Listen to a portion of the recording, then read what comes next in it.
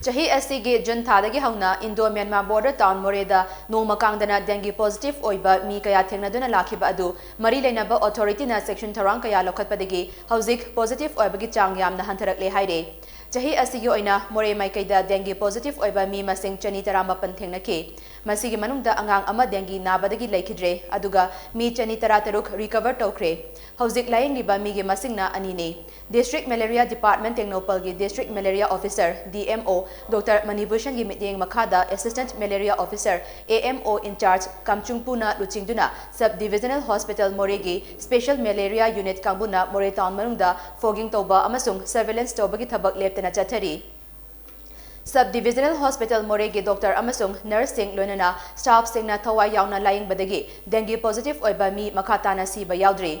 Sub-Divisional Hospital Moreh da leiba Krishna Lepta mamangda chingnaba mi kaya test obada dengue positive oiba thengnakhiba adu haukiba numit kharani asida case amata thengnakidre.